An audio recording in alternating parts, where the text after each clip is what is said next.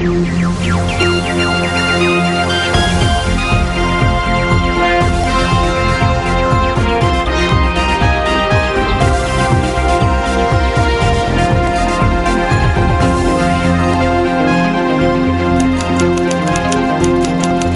First சக்தி TV பிரதான செய்திகளின் தலைப்புச் செய்திகள். வணக்கம். தலைப்புச் செய்திகள். பாகிஸ்தான் கராச்சி விமான நிலையத்தின் மீது மேற்கொள்ளப்பட்ட தாக்குதலில் 28 பேர் பலி. ரத்து செய்யப்பட்டிருந்த விமான சேவைகள் மீள ஆரம்பம்.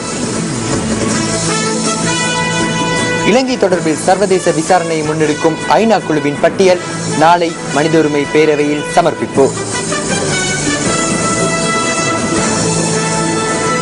මම පැහැදිලිවම ප්‍රකාශ කරනවා වර්තමාන රජය සහ විදේශ අමාත්‍යතුමා මේකට වග කියන්නට. ரோயல் பார்க் கொலை வழக்கின் குற்றவாளிக்கு விதிக்கப்பட்டிருந்த மரண தண்டனைக்கு உயர் நீதிமன்றம் அனுமதி. மேலும் பல செய்திகளுடன் பிரதான கலையகத்தில் ஜெஃப்ரி மற்றும் சந்திரிகா. நன்றி அருண். வணக்கம். வணக்கம். இது நியூஸ் ஃபர்ஸ்டின் பிரதான செய்தி. இனி விரிவான செய்திகள்.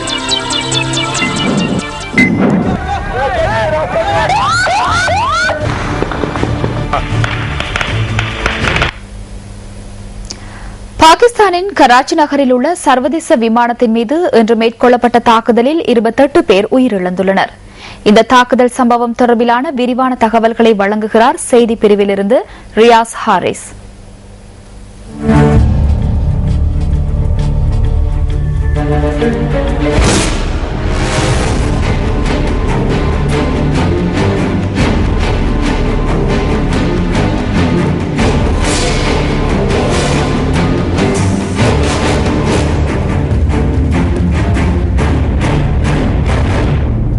சர்வதேசத்தின் கவனம் இன்று பாகிஸ்தான் பக்கம் திரும்பியிருக்கின்றது. தாக்குதல் மேற்கொள்ளப்பட்ட ஜின்னா விமான நிலையம் பாகிஸ்தானின் கராச்சி நகரில் அமைந்திருக்கின்றது.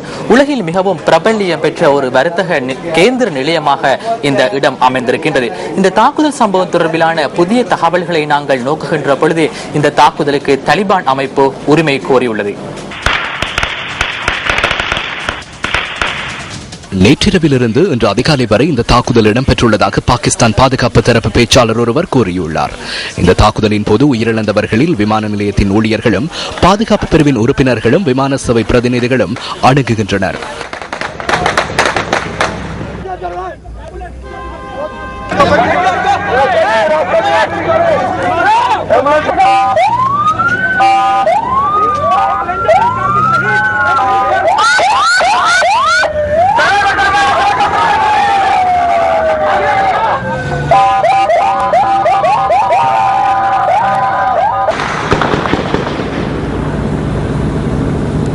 அத்துடன் இந்த தாக்குதலில் மேலும் 14 பேர் காயமடைந்துள்ளனர். கராச்சி நகர் தாலிபான் அமைப்பின் பிரதான இலக்காக அமைந்துள்ளது. குண்டு தாக்குதல்கள் மூலம் கிராமங்களில் வாழும் அப்பாவி மக்களை கொலை செய்யும் கொடூர நடவடிக்கைகளுக்கு பதில் வழங்கும் வகையில் பாகிஸ்தான் அரசாங்கத்திற்கு செய்தி ஒன்றை வழங்குவதே இந்த தாக்குதலின் நோக்கம் என தாலிபான் அமைப்பின் ஊடக பேச்சாளர் ஷஹீதுல்லா ஷஹீத் தெரிவித்துள்ளார்.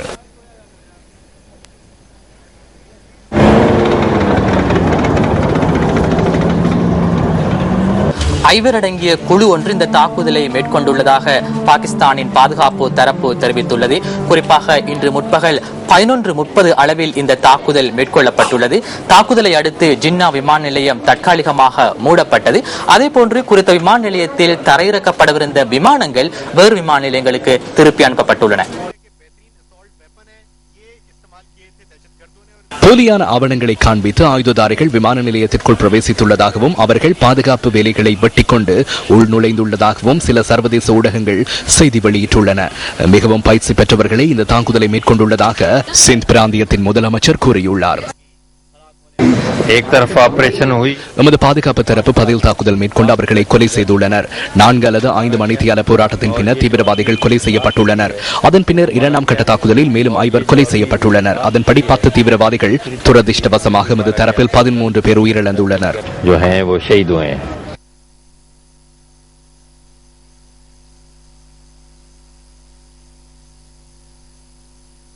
ये ऑपरेशन 11:30 बजे शुरू किया गया. நேற்றிரவு 11:30 மணி அளவில் இந்த தாக்குதல் மேற்கொள்ளப்பட்டுள்ளது. விமான நிலையத்தின் பாதுகாப்பு பிரிவு, போலீசார் மற்றும் ராணுவம் இணைந்து பதில் தாக்குதலை மேற்கொண்டனர்.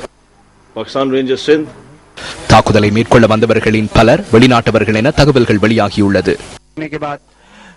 रखी जा रही हैं और बहुत सारे वो ग्रेनेड्स भी इसके अंदर शामिल हैं. The Karachi airport attack now has they've cleared up the Karachi விமான நிலையத்தின் நிலைமை தற்போது வழமைக்கு திரும்பியுள்ளது. விமான நிலையம் மீண்டும் சிவில் விமான சேவை நிர்வாகத்தின் கீழ் கொண்டு வரப்பட்டுள்ளது. கடந்த 17 மணித்தியாலங்களாக தடைப்பட்டிருந்த விமான சேவைகள் தற்போது வழமைக்கு திரும்பியுள்ளன. சற்று நேரத்துக்கு முன்னர் கராச்சியிலிருந்து இஸ்லாமாபாத் நோக்கிய விமானம் ஒன்று பயணித்தது. அதேபோன்று ரத்து செய்யப்பட்ட விமான சேவைகளை மீள ஆரம்பிக்குமாறு ஏனைய விமான நிறுவனங்களிடம் கூறப்பட்டுள்ளது. Of the national carrier, the PIA. At the same time, international flights have also been allowed to come back in. Pakistan பிரதமர் நவாஸ் ஷரீப் தலிபான் அமைப்புடன் பேச்சுவார்த்தைகளில் ஈடுபட தயாராக இருந்த சந்தர்ப்பத்தில் இந்த தாக்குதல் மேற்கொள்ளப்பட்டிருக்கின்றமை குறிப்பிடத்தக்க விடயமாகும். ஆனாலும் கடந்த பிப்ரவரி மாதம் பாகிஸ்தானின் பிரதமர் கூறிய விதத்துக்கு ஏற்ப பேச்சுவார்த்தை தொடர்பிலான முன்னேற்றகரமான ஏற்பாடுகளை காணவில்லை என அரசியல் ஆய்வாளர்கள் தெரிவிக்கின்றார்கள். இதேவேளை இலங்கையிலிருந்து இன்று மதியம் 1 மணி அளவில் பாகிஸ்தான் நோக்கி கராச்சி நோக்கி பயணிக்கவிருந்த விமான சேவை தற்காலிகமாக ரத்து செய்யப்பட்டிருக்கின்றது. பாகிஸ்தானின் நிலைமை வலிமைக்கு திரும்பிய பின்னர் இலங்கைக்கும் கராச்சி மாநிலத்துக்கும் இடையிலான விமான சேவைகளை மீண்டும் ஆரம்பிக்க முடியும் என ஸ்ரீலங்கன் ஏர்லைன்ஸ் நிறுவனம் தெரிவித்துள்ளது. www.newsfirst.lk என்ற எமது இணையதளத்துக்குள் பிரவேசிப்பதன் மூலம் கராச்சி தாக்குதல் தொடர்பான மேலதிக தகவல்களை பெற்றுக் கொள்ள முடியும். கிழக்கு ஆப்கானிஸ்தான் போலீஸ் காவலரன் ஒன்றை இலக்கு வைத்து தாலிபான் அமைப்பு தற்கொலை தாக்குதல் ஒன்றை முன்னெடுத்துள்ளது. இந்த தாக்குதலில் பாதுகாப்பு அதிகாரி ஒருவர் உயிரிழந்துள்ளதுடன் 25 ட்ரக் வண்டிகள் சேதமடைந்துள்ளன. இந்த தாக்குதல் நேற்றிரவு பெஷுவாட் பகுதியில் இடம்பெற்றுள்ளதாக சர்வதேச செய்திகள் குறிப்பிட்டுள்ளன. தற்கொலை தாக்குதலுக்காக வாகனம் ஒன்றை பயன்படுத்தியுள்ளதாகவும் அந்த செய்திகள் தெரிவித்துள்ளன. இதேவேளை ஆப்கானிஸ்தானில் நேட்டோ உறுப்பினர்களுக்கு தேவையான பொருட்களை வழங்கும் ட்ரக் வண்டிக்கு நேற்று தாக்குதல் நடத்தியதும் தாலிபான் அமைப்பு என சந்தேகிக்கப்படுகிறது. தாக்குதல் இடம்பெற்ற இடத்தில் விசாரணைகள் முன்னெடுக்கப்பட்டு வருவதுடன் இதுவரையில் தாக்குதல் தொடர்பில் யாரும் உரிமை கோரவில்லை. கடந்த காலங்களில் இடம்பெற்ற இவ்வாறான தாக்குதலுக்கு தாலிபான் அமைப்பு உரிமை கோரியதாக சர்வதேச ஊடகங்கள் செய்தி வெளியிட்டுள்ளன. காணாமல் போனோர் தொடர்பான முறைப்பாடுகளை விசாரணை செய்யும் ஜனாதிபதி ஆணைக்குழு மட்டக்களப்பு மாவட்டத்தில் முன்னெடுத்துள்ள 2ஆம் கட்ட அமர்வில் 195 பேரிடம் சாட்சியங்கள் பதிவு செய்யப்பட்டுள்ளன. இதேவேளை 126 புதிய முறைப்பாடுகளும் ஆணைக்குழுவிடம் சமர்ப்பிக்கப்பட்டுள்ளன. மண்முனைப்பற்று பிரதேச செயலகத்தின் 4வது நாளாகவும் இன்று இடம்பெற்ற அமர்வுக்கு 53 பேருக்கு அழைப்பு விடுக்கப்பட்டிருந்த போதிலும் 30 பேர் மாத்திரமே சாட்சியம் அளித்துள்ளனர். மட்டக்களப்பு மாவட்டத்தில் கடந்த 4 நாட்களாக பதிவு செய்யப்பட்ட சாட்சியங்களில் அதிகமானவை காத்தாங்குடி குருக்கள் மடத்தில் காணப்படுவதாக கூறப்படும் மனித புதைகுழி தொடர்பிலேயே முன்வைக்கப்பட்டுள்ளன. காணாமல் போனோர் தொடர்பிலான முறைப்பாடுகளை விசாரணை செய்யும் ஜனாதிபதி ஆணைக்குழுவின் மட்டக்களப்பு மாவட்டத்திற்கான 2ஆம் கட்ட சாட்சி பதிவுகள் கடந்த 6ஆம் தேதி காத்தாங்குடி பிரதேச செயலகத்தில் ஆரம்பமானது. இன்று இடம்பெற்ற சாட்சி பதிவுகளில் தமது உறவுகள் காணாமல் போன விதம் தொடர்பில் மக்கள் இவ்வாறு விளக்கமளித்தனர்.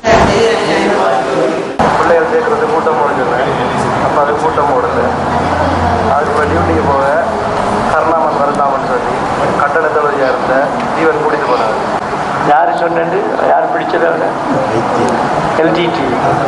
எல்டிடி கோச்சிங் எந்த செக்ஷன் பிடிச்சவங்க ஹர்னாமான் கூட்டித்தரோட சொல்லி யார் சொன்னது? அதில் கட்டடத்தில் யாருன்னா ஜீவன் கூட்டிட்டு போனவன். ஜீவன் who was an officer in the LTT ஒரு 3 மாசமா பிடிச்சி வச்சது எங்களை காட்டல. நாங்கள் சொல்றதுக்கு முதல்ல 1 மாசத்துக்கு முந்தி 8 லட்சம் ரூபாய் காசு இருச்சோம். அவங்க நாங்கள் கொடுக்கல, எங்களுக்கு வசதி இல்லாத. அதனால 2001ஆம் ஆண்டு 12ஆம் மாசம் 1ஆம் தேதி 9 மணி போல எங்களோட ஊர்ல உணர்ந்து காலையும் கட்டி கண்ணையும் கட்டி போஸ்ட் கடையில் வச்சு சுட்டு போட்டு போயிருந்தோம். எங்கள் ஊர் என்ன? சந்திவழி. அடுத்த நாள் காலையில பொடிகளை கட்ட சொல்லி நாங்கள் போய் பார்த்துனாங்க, எடுத்துனாங்க ஓடி. அதுக்கப்புறம் எங்களை வெள்ளியில் சேர சொன்னேன். நாங்கள் சேரல. ஏன் டெலோ ஒரு குழுவுக்கு சொன்ன நீங்க? ஒரு குழுவுக்கு டெலோ தான் எடுத்து போன்னு சொன்னீங்களே ஒரு ஆளை. ஏன் சொன்ன நீங்க அப்படி? அந்த அப்பாவை சுட்ட அந்த அண்ணாவை சுட்டது எங்களுக்கு அடையாளம் தெரியும் சார். அவங்க தான் சுட்டவங்க. We know for certain my elder brother was killed by Tello. மட்டாக்கள் we think that the others also would have been killed by Tello. Not LTT. இல்ல no. இந்தியாவில் ஏற்பட்டுள்ள அரசியல் மாற்றத்தினால் இலங்கையில் உள்ள பேரினவாத அரசியல் கட்சிகள் தமிழர் பிரச்சினை குறித்து கருத்துக்களை வெளியிட ஆரம்பித்துள்ளதாக தமிழ் தேசிய கூட்டமைப்பு தெரிவிக்கிறது. மட்டக்களப்பில் நடைபெற்ற நிகழ்வு ஒன்றில் கலந்து கொண்டு உரையாற்றிய போது பாராளுமன்ற உறுப்பினர் பொன் செல்வராசா இதனை குறிப்பிட்டுள்ளார். இன்று இந்தியாவின் அரசியல் மாற்றம் எமது நாட்டின் இனப்பிரச்சினை தீவிர ஒரு தாக்கத்தை ஏற்படுத்தி இருப்பதை நாங்கள் காண்கின்றோம். 13வது தீர்வு திட்டத்தை நிறைவேற்ற விடாமல் அதை நீக்க அரசியல் அமைப்பிலே இருந்து நீக்கிவிட வேண்டும் என்று கூறிய கிளவுரிமைய போன்ற கட்சிகள் இன்று தமிழர்களின் அபிலாசைகள் தீர்க்கப்பட வேண்டும் என்பதற்காக கங்கணம் கட்டிக் கொண்டிருக்கின்றார்கள். கிளவுரிமை கட்சியின் தலைவர் அவர்கள் தமிழர்களுக்கு இந்த நாட்டிலே பிரச்சனை இருக்கின்றது என்பதை ஏற்றுக்கொண்டிருக்கிறார். இன்று இந்திய அரசியலிலே மாற்றம் ஏற்பட்ட பொழுது இங்கே பேரினவாதிகளாக இருந்த அரசியல் கட்சிகள் கூட இன்று தமிழர்களுக்கு சார்பாக குரல் கொடுக்கின்ற கட்சிகளாக மாறிக்கொண்டிருக்கின்றன. இந்தியாவில் ஏற்பட்ட அரசியல் மாற்றம், அந்த அரசியல் மாற்றத்தின் காரணமாகத்தான் இவையெல்லாம் படிப்படியாக முன்னேற்றம் அடைந்து கொண்டு வருவதை நாங்கள் காண்கின்றோம். இந்தியா அதன் அளவிலே எப்படி இயங்கப் போகின்றது என்பதை நாங்கள் பொறுத்திருந்துதான் பார்க்க வேண்டியவராக இருக்கிறோம்.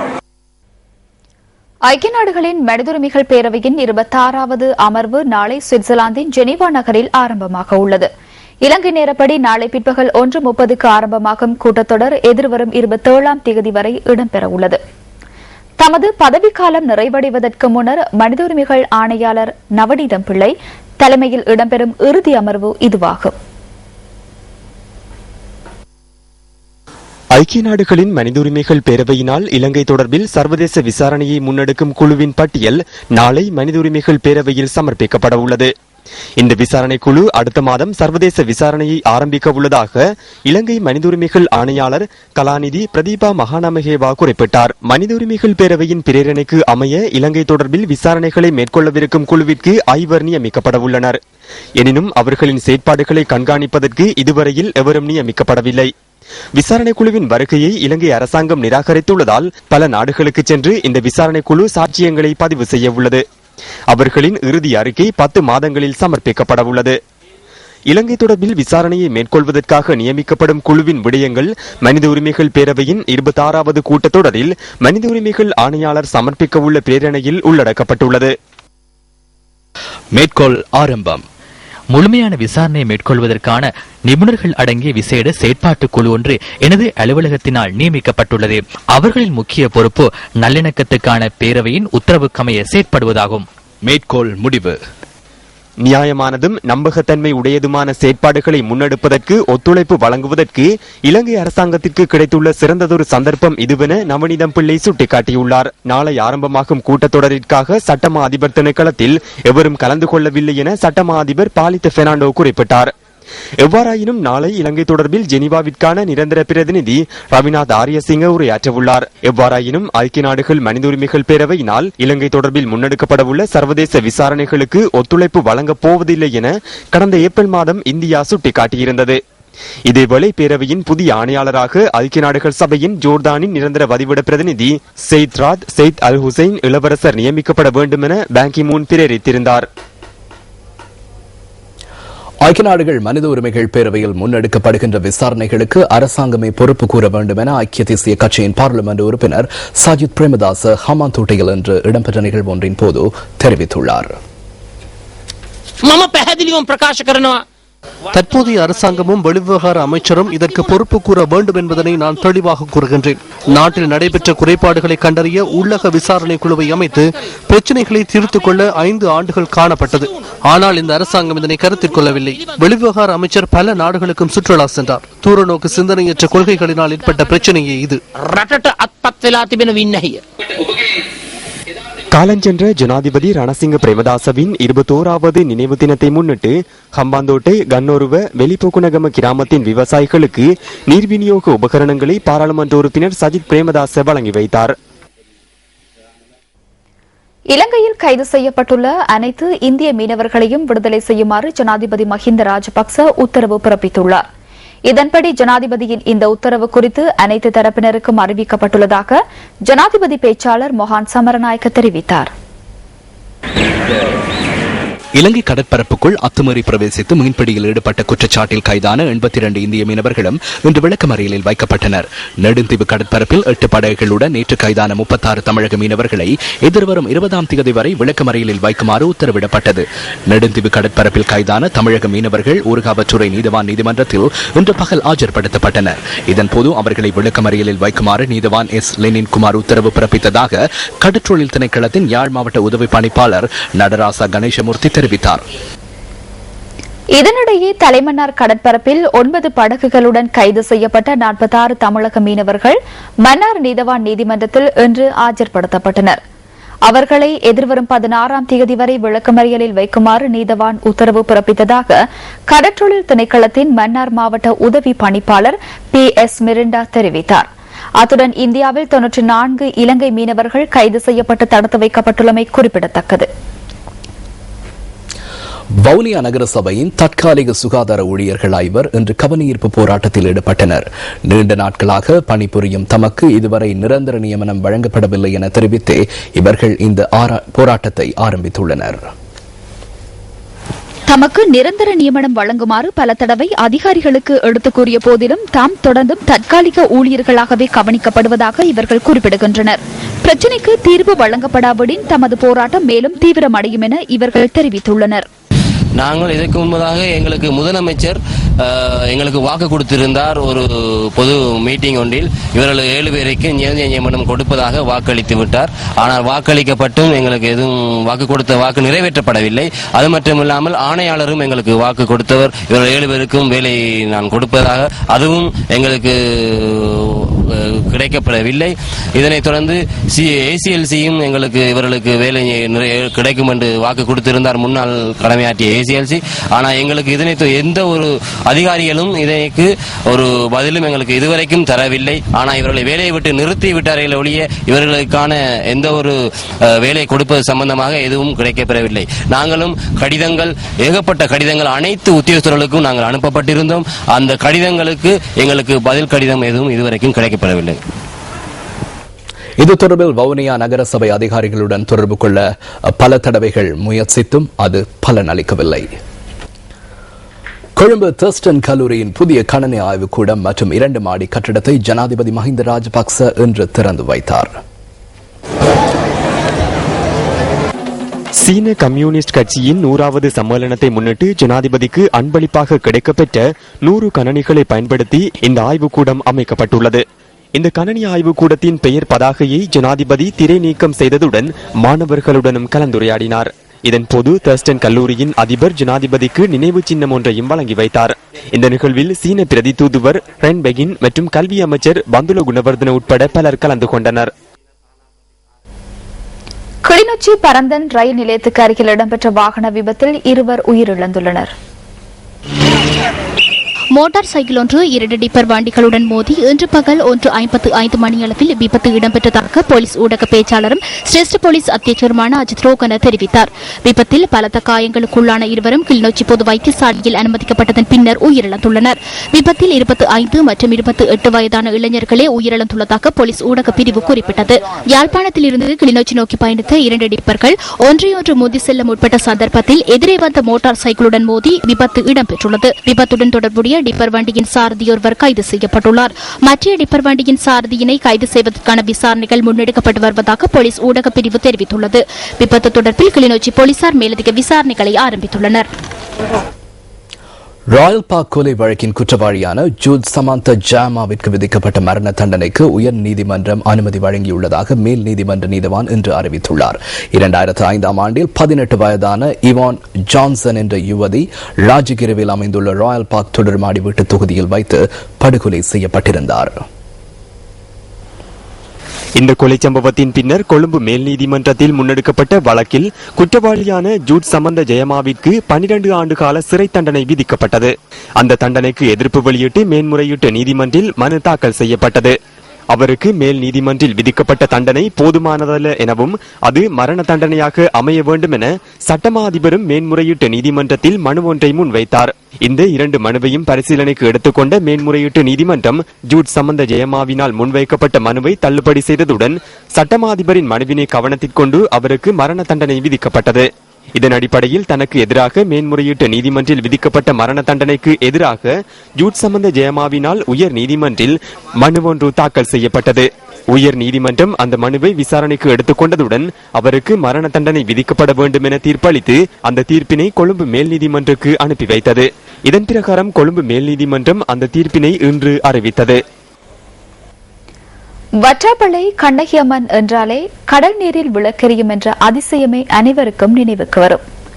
வடக்கே முல்லையும் மருதமும் ஒருங்கே அமையப்பெற்ற வற்றாப்பளை கண்ணகியம்மன் ஆலயத்தின் இன்றைய பொங்கல் விழாவின் அனைத்து ஏற்பாடுகளும் பூர்த்தி செய்யப்பட்டுள்ளன. பல ஐதீகங்களை கொண்ட வரலாற்று சிறப்புமிக்க வற்றாப்பளை கண்ணகியம்மன் ஆலயத்தின் பொங்கல் விழாவில் காவடி மற்றும் பறவைக்காவடி என்பன இன்றைய தினம் இடம்பெற்றன.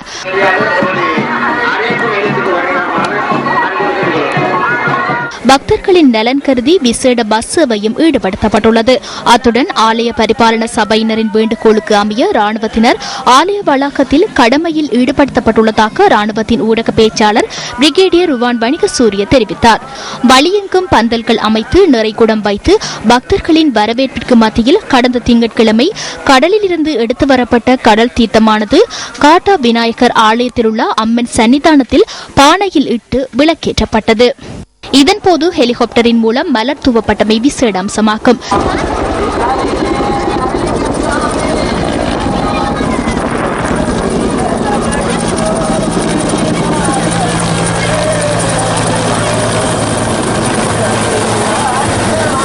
கடந்த 7 நாட்களாக தொடர்ந்து எரியும் இந்த விளக்கு மற்றும் மடைப்பாண்டங்கள் வற்றாப்பளை கண்ணகியம்மன் ஆலயத்திற்கு எடுத்து வரப்பட்டதனை அடுத்து பொங்கல் விழா இன்று ஆரம்பமாகி நடைபெற்று வருகின்றது.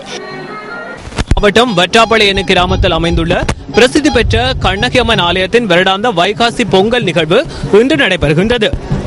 இதனை முன்னிட்டு இன்று இரவு நடைபெறும் வளர்ந்து நேர்தல் நிகழ்வுடன் இந்த பொங்கல் நிகழ்வுகள் ஆரம்பமாக உள்ளன.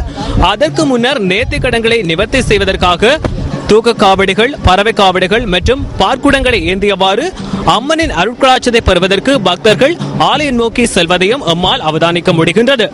இந்த பொங்கல் நிகழ்வு தொடர்பான மேலதிக தகவல்களை நியூஸ் ஃபர்ஸ்டின் ஊடாக தொடர்ந்து வழங்குவதற்கு நாங்கள் தயாராக உள்ளோம். நியூஸ் ஃபர்ஸ்ட் செய்திகளுக்காக வற்றாப்பளை கண்ணகியம்மன் வளாகத்திலிருந்து சிவ சிதம்பரம், கிருபா. மேல்குடியேற்றம் செய்யப்பட்ட மக்களின் அடிப்படை வசதிகள் தொடர்பிலும் கவனம் செலுத்த வேண்டியது அதிகாரிகளின் கடமையாகும். மட்டக்களப்பு மாவட்டத்தின் மண்முனைப்பற்று பிரதேச செயலக பிரிவிற்குட்பட்ட சிகரம் கிராம மக்கள் அடிப்படை வசதிகளின்றி வாழ்ந்து வருவதாக நியூஸ் ஃபர்ஸ்டுக்கு தெரிவித்தனர். மட்டக்களப்பு மாவட்டத்தின் மண்முனைப்பற்று பிரதேச செயலக பிரிவுக்குட்பட்ட சிகரம் கிராமமே இது. இந்த கிராமத்தில் சுமார் 68 குடும்பங்கள் வாழ்ந்து வருகின்றன. சிகரம் கிராம மக்கள் மீள்குடியேறி 10 வருடங்கள் கடந்துள்ள போதிலும் இதுவரையில் தாம் எந்தவித அடிப்படை வசதிகளுமின்றி வாழ்ந்து வருவதாக அவர்கள் தெரிவிக்கின்றனர். 90ஆம் ஆண்டு பிரச்சனையில போய் 10-12 வருஷமா இருந்து இப்ப வடக்கு கிழக்கு இடம்பெயர்ந்தாக்களை போக சொல்லி இந்த சிகரம் கிராமத்துல வந்திருக்கோம். இதுவரைக்கும் வசதியான வீடு வாசல்களும் இல்லை, நிரந்தரமான வீடும் இல்லை, தற்காலிகமான குடிசைகள்லாம் வாழ்ந்துட்டு இருக்கோம். இந்த தற்காலிக கொட்டில் தான் இருந்துட்டு இருக்கிறதா. வெயில்ல குழந்தைகள் பெரியார்கள் செவிக்கிறது கஷ்டம். வீடு வாசல் இன்னும் எதுவுமே கட்டித்தரல. எம்பி மாதிரி வருவாங்க, நாங்க முடிஞ்சு தருவாங்க. எலெக்ஷன் போட்டு முடிஞ்சு அவங்க வெற்றி எடுத்தா வீட்டோட தான். 10 வருடங்களுக்கு முன்னர் அமைத்து கொடுக்கப்பட்ட தற்காலிக கூடாரங்களிலேயே இந்த மக்கள் இன்னமும் வாழ்ந்து வருகின்றனர். நிரந்தர 6 மாதத்தை கண்டிச்சு தான் அடிச்சு கொடுத்த 10 வருஷம் அதில் முடிஞ்சு அந்த குடியில் அடிச்சு கொடுத்து அதுல 6 மாதம் தான் அந்த டேட். அது 10 வருஷம் முடிஞ்சு அந்த குடியிருக்கு. அதெல்லாம் இப்ப இருந்து ஒன்றிக்கும். தமது அடிப்படை பிரச்சனைகள் குறித்து சம்பந்தப்பட்ட அதிகாரிகளுக்கு பல தடவை அறிவித்த போதிலும் இதுவரை எந்தவித நடவடிக்கையும் எடுக்கப்படவில்லை எனவும் இப்பகுதி மக்கள் சுட்டிக்காட்டுகின்றனர். நாங்க தக்காளிய கொட்டில இருந்து 10 வருஷமாக வெம்புறோம். அமைச்சர்மார எத்தனை பேரும் வராங்க, எங்களுக்கு எந்த விதமான ஆதரவும் தராது. இந்த தகட்டில கிடந்து வெம்புறதே மிச்சம் கஷ்டமான நிலையா இருக்கு. பிள்ளைகள் எல்லாம் அடிக்கடி கிழமை டாக்டர்மார்கிட்ட கொண்டு போற வேலையா கிடக்குது. குடிக்கிற தண்ணி கஷ்டம், இருக்கிற இடம் மேலும் தகடு கிழந்தகடு பூமி இஞ்சி விடாண்டுச்சுன்னா நாங்க எங்க இருக்கிற ஒருவர் எங்களுக்கு ஒரு வீடு கட்டி நிரந்தர வீடு கட்டி தரா இல்ல. எங்களை கண்ணுக்கு தெரியலையாமா, எம்பி மார் வந்து செல்றது விளங்கலையாமா, இல்ல அமைச்சர் மார் வந்திருக்கு தெரியுது இல்லையாமா, ஏன் எங்களுக்கு இந்த வீடு கட்டி தர மறுக்கிற காரணம்? தமது அடிப்படை வசதிகள் விரைவில் பூர்த்தி செய்யப்படும் என்ற எதிர்பார்ப்பில் காத்திருக்கின்றனர் சிகரம் கிராம மக்கள். உங்கள் வாழ்க்கை எங்கள் செய்தி. ஐக்கிய தேசிய கட்சியின் பாராளுமன்ற உறுப்பினர் ரோசி சேனநாயக்க வாஷிங்டனில் உள்ள நியூஸ் ஃபர்ஸ்ட் செய்தியாளர் கடாஃபி இஸ்மாயிலுடன் நேர்காணலில் கலந்து கொண்டார். February this year, the American audience அமெரிக்க மற்றும் இலங்கையின் நட்பெயரை மேம்படுத்தும் வகையில் கடந்த பிப்ரவரி மாதம், அதாவது ஜெனீவா கூட்டத்தொடருக்கு முன்பதாக 30 நிமிட கட்டணம் செலுத்தப்பட்ட பிரசார நிகழ்ச்சி முன்னெடுக்கப்பட்டது. இந்த நிகழ்ச்சி பிரதான அலைவரிசை ஒன்றில் ஒளிபரப்பு செய்யப்பட்ட நிலையில் இலங்கை அரசாங்கம் வரி செலுத்துனர்களின் பெருந்தொகை பணத்தை எவ்வாறு நியாயப்படுத்தப் போகின்றது? and who was it really aimed at? I think you should be asking this question from the government, but as a member of the opposition, இந்த கேள்வி அரசாங்கத்திடம் கேட்கப்பட வேண்டும் என்று நினைக்கின்றேன். எதிர்க்கட்சி உறுப்பினர்கள் என்ற வகையில் எனது தனிப்பட்ட கருத்தை கூறுவதாக இருந்தால், யுத்தம் நிறைவடைந்ததோடு எமது நாட்டின் புதிய விடயங்கள் வெளிப்படுத்தப்பட்டிருக்க வேண்டும். அரசாங்கம் நாடுகளுக்கு இடையில் உள்ள உறவை மேம்படுத்த வேண்டும். இருப்பினும் கடந்த 2 வருடங்களுக்குள் இந்த முக்கிய நாடுகளுடனான உறவுகள் மேம்படுத்தப்படவில்லை. தற்போதும் அந்த நாடுகளுடனான உறவுகள் பலப்படுத்தப்படவில்லை. நாம் சரியானவற்றை முன்னெடுப்பதில் தோல்வியடைந்துள்ளோம். நான் ஜனாதிபதிக்கு நன்றியை தெரிவிக்கின்றேன். யுத்தம் முடிவடைந்ததோடு கற்றுக்கொண்ட பாடங்கள் மற்றும் நல்லிணக்க ஆணைக்குழு அறிக்கையை அரசாங்கம் கொண்டு வந்தது. ஆனால் அரசாங்கத்தினால் இந்த உறவுகளை பலப்படுத்த முடியாமல் போயுள்ளது. a lack of interest. That brings me to my last question. நீங்கள் எப்போதேனும் ஜனாதிபதி வேட்பாளராக விரும்புகின்றீர்களா? Why not? If I am given the opportunity. நிச்சயமாக சந்தர்ப்பம் கிடைக்குமாக இருந்தால் வேட்பாளராகுவேன். பெண்களுக்கு அனைத்து விடயங்களையும் நிறைவேற்ற முடியும் என்று நினைக்கின்றேன். கிளாரி கிளின்டன், சோனியா காந்தி போன்றோரை முன்னுதாரணமாக எடுத்துக் கொண்டுள்ளேன். அவர்கள் உலகத்தை வேறு விதத்தில் நோக்குகின்றனர். எனக்கு வேட்பாளராகும் சந்தர்ப்பம் கிடைத்தால் அதனை நிறைவேற்ற முடியும். ஆனாலும் ஐக்கிய தேசிய கட்சியிலிருந்து பெண்ணொருவரை வேட்பாளராக நிறுத்துவார்கள் என்ற நம்பிக்கை எனக்கில்லை. But I am not too sure whether the United National Party is ready for a woman leader. So that's the difference.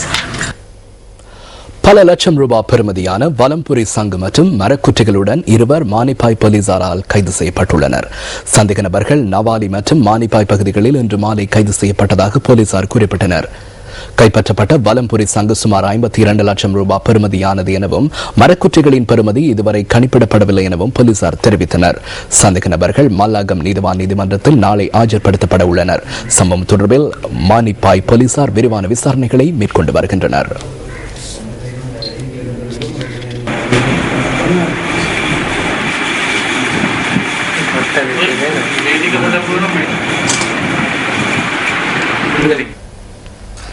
துப்பாக்கியொன்றை தன்வசம் வைத்திருந்ததாக குற்றஞ்சாட்டி மேல்மாகாண சபை உறுப்பினரும் சிரேஷ்ட ஊடகவியலாளருமான சுசில் கெண்டல்பிட்டிய உள்ளிட்ட 4 எதிராக தொடரப்பட்ட வழக்கு இன்று கொழும்பு பிரதான நீதவான் நீதிமன்றத்தில் விசாரணைக்கு எடுத்துக் கொள்ளப்பட்டது.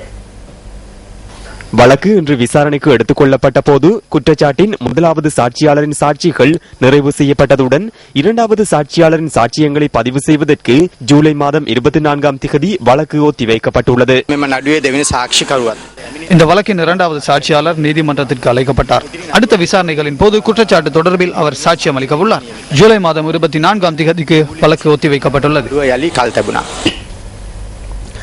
வானிலை தொடர்பான தகவல்களோடு இணைந்து கொள்கிறார் பிரசாந்த் ராஜ். வணக்கம். நாட்டின் கரையோர பகுதிகளில் இன்றைய வானிலை தொடர்பாக முதலில் நாம் அவதானம் செலுத்துகின்றோம். காங்கேசன் துறை தொடக்கம் புத்தளம் மற்றும் காலி தொடக்கம் பொத்துவில் வரையான கடற்பிரதேசங்களில் மணிக்கு 70 தொடக்கம் 80 கிலோமீட்டர் வரையிலான வேகத்தில் காற்று வீசக்கூடும். ஆகவே இப்பிரதேசங்களில் கடல் சீற்றம் காணப்படும் என வளிமண்டலவியல் திணைக்களம் தெரிவித்துள்ளது. அதேபோன்று நாட்டை சூழவுள்ள கடற்பிரதேசங்களில் மணிக்கு 80 கிலோமீட்டர் வேகத்தில் காற்று வீசக்கூடும் என்றும் திணைக்களம் எதிர்ப்பு கூறியுள்ளது. அத்துடன் மத்திய சப்ரகமுவ மற்றும் மேல் மாகாணம், காலி மற்றும் மாத்தறை மாவட்டங்களில் இடியுடன் கூடிய மழை பெய்யும் என்றும் திணைக்களம் தெரிவித்துள்ளது.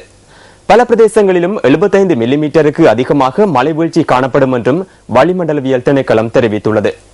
அதேபோன்று மாலை நேரங்களில் ஊவா, வடமத்திய மற்றும் கிழக்கு மாகாணங்களின் சில இடங்களில் இடியுடன் கூடிய மழை பெய்யும் சாத்தியம் காணப்படுவதால் மின்னல் தாக்கம் தொடர்பில் அவதானத்துடன் இருக்குமாறு வளிமண்டலவியல் திணைக்களம் பிரதேச மக்களிடம் கேட்டுக் கொண்டுள்ளது. இத்துடன் நியூஸ் ஃபர்ஸ்டின் 8 மணி பிரதான செய்தி நிறைவு பெறுகின்றது. இரவு 10:45 இடம்பெறும் நமது நியூஸ் ஃபர்ஸ்ட் டுநைட்டில் மீண்டும் சந்திப்போம். வணக்கம். வணக்கம். Hotline 0114-896-896 www.newsfirst.lk. Feedback at newsfirst.lk.